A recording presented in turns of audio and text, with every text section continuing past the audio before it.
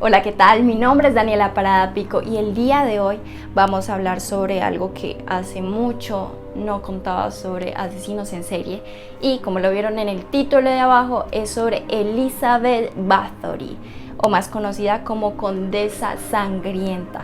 Es una de las mayores asesinas que ha pasado en la historia, diría yo, como 650 mujeres muertas. Pero no me voy a adelantar, así que comenzamos.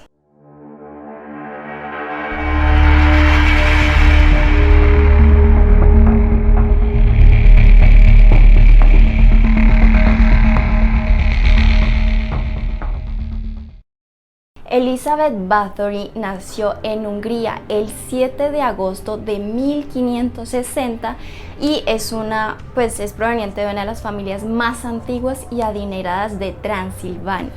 Su infancia se desarrolló en el castillo de los Essex, conocido actualmente como el castillo de Szeged, en húngaro.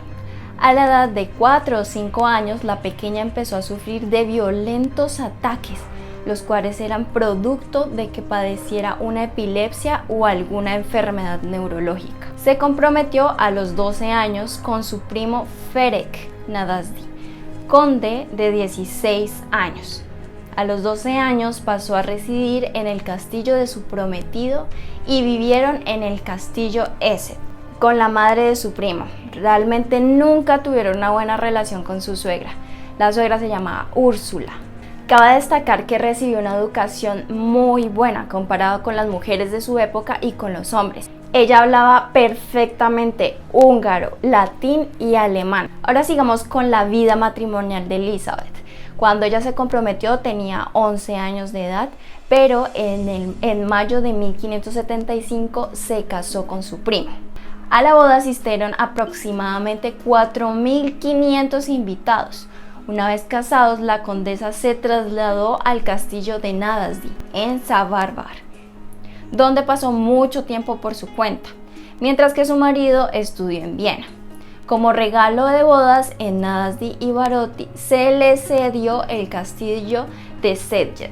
Para que tengan presente, este castillo va a ser muy importante durante todo el recorrido de su historia, porque desde el principio que ella se comprometió, pues pasó en ese castillo, se lo regalaron y al final ella terminó muriendo dentro de este castillo.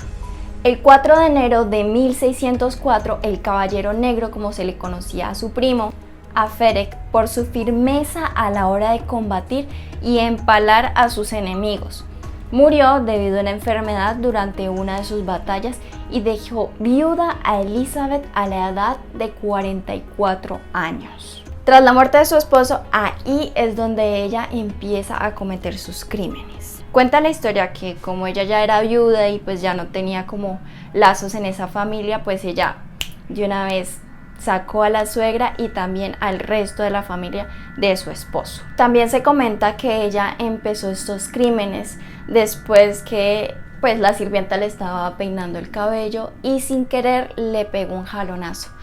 Ella obviamente toda eufórica y con rabia llegó y tiró así la mano y la golpeó en la cara. Le rompió la nariz y salieron góticas de sangre y le cayeron en la mano a ella. Y ella cuando miró donde había caído exactamente la sangre, vio que su piel había rejuvenecido. Entonces ahí fue que empezó a pensar como, si me baño completamente de sangre, entonces puedo ser eternamente joven. Y desde ese entonces ella empezó con esa obsesión de las mujeres jóvenes y pues si pudieran ser vírgenes muchísimo mejor para ella desangrarlas y bañarse en su sangre y beberla. Por eso también se le llamaba que era como una vampira. Cabe destacar que ella no era la que iba y raptaba a las niñas, sino obviamente tenía un arsenal de gente que la ayudaba y pues ellos iban y raptaban a las niñas. Y uno de ellos fue el que habló y pues como su modus operandi era que cogía a las niñas y les decía que podían trabajar en el castillo, en X o Y función y así ellas creían y cuando ya llegaban al castillo pues ahí se daban cuenta de la triste realidad que pues para lo que realmente fueron a ese castillo. Realmente Elizabeth y sus colaboradores no se conformaban solamente como desangrarlas y ya, sino llegaban y las sometían, las ponían en unas jaulas y las torturaban muchísimo antes de su muerte. Entonces era terrible, la verdad, lo que ella hacía y sus colaboradores.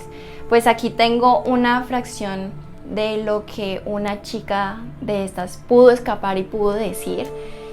Entonces dice lo siguiente: una joven de 12 años llamada Paula logró escapar del castillo de algún modo y buscó ayuda en una villa cercana.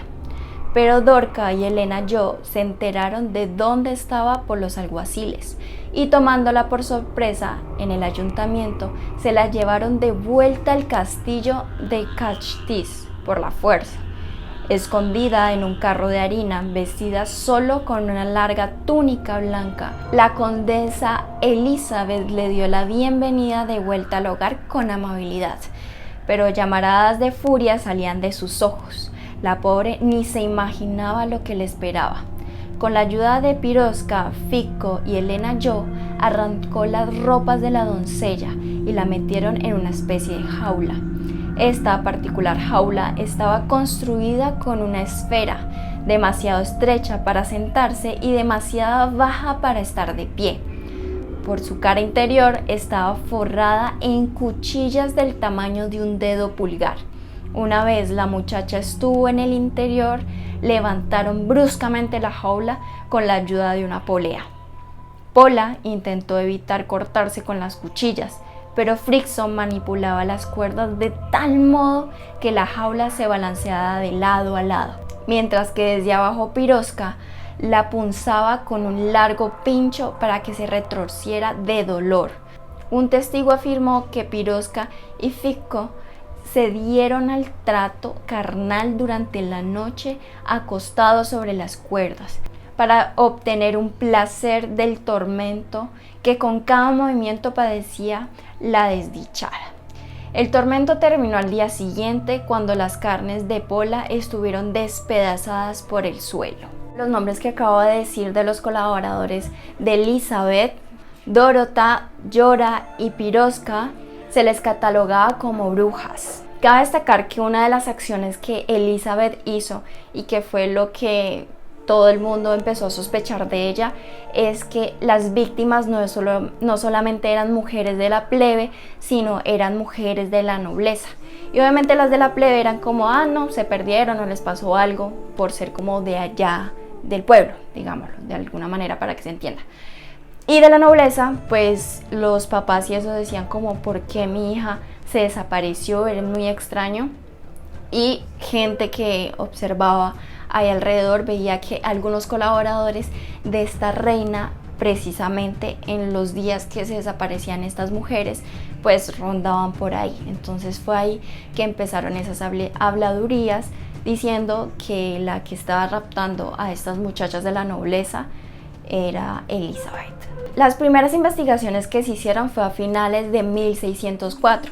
Esto fue gracias al pastor de ese pueblo que empezó a decir pues estos rumores que la reina era la que estaba cometiendo toda esta clase de crímenes, pero pues realmente como que no le creían ni nada, hasta que en 1610 el rey Matías II, que era otro primo que ella tenía, pero que realmente no tenían como una estrecha relación, sino más bien era como de pelea, no se llevaban bien, tenían muchos malentendidos entre ellos.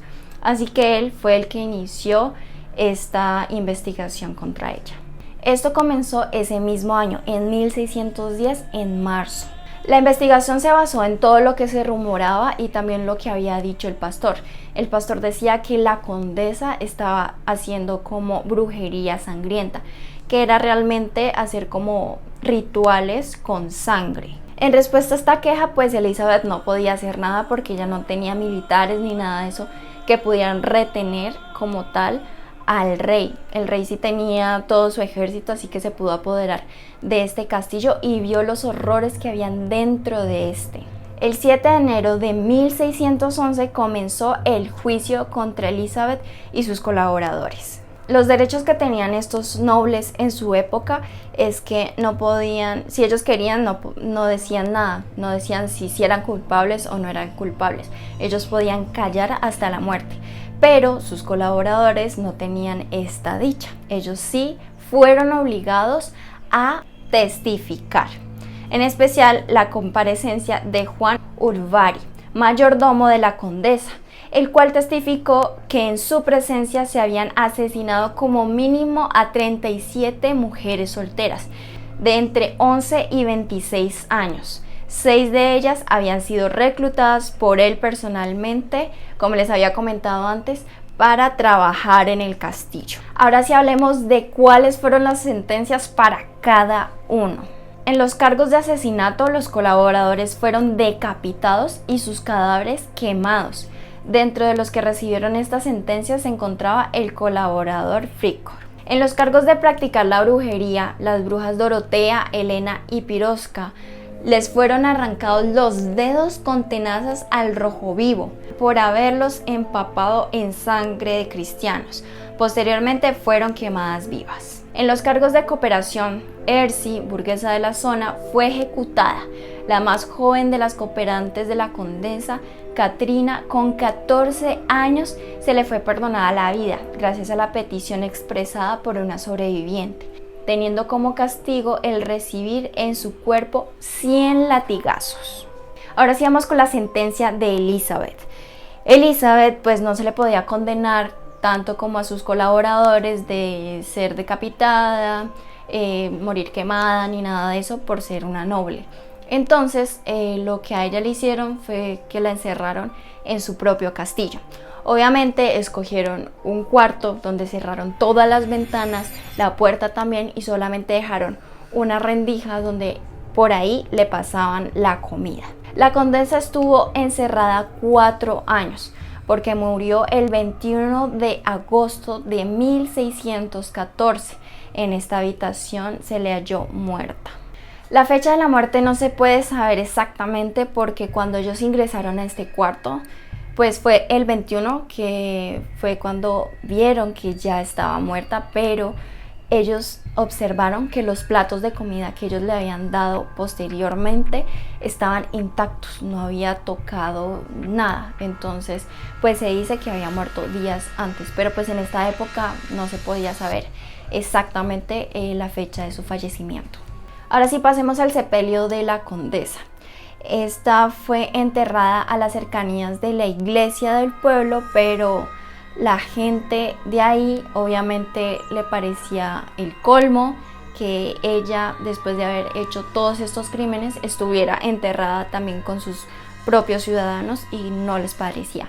Así que la sacaron de ahí y la enterraron en su cementerio. Su cuerpo fue trasladado a su casa en Essen, siendo finalmente enterrada en la cripta de la familia Báthory.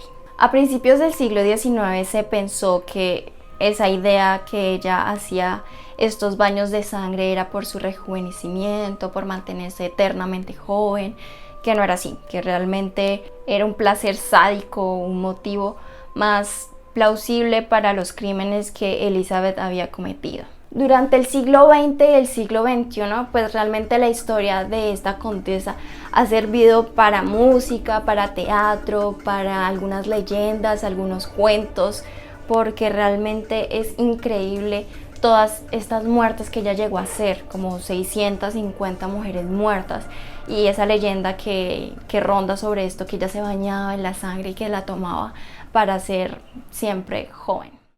Bueno, y hasta aquí el video de hoy, espero les haya gustado demasiado. Yo feliz de grabarles sobre estos casos de asesinos en serie, y más este que es de hace muchos siglos, en 1560 fue esta Elizabeth Báthory. Entonces coméntenme ustedes qué les parece, no se les olvide darle like, suscribirse, y por acá abajo van a estar nuestras redes sociales, Facebook e Instagram como J3 Cultura, y el Instagram, el personal, todos los links directos abajo para que los direccione así de rápido. Y no siendo más por esto, aquí me despido.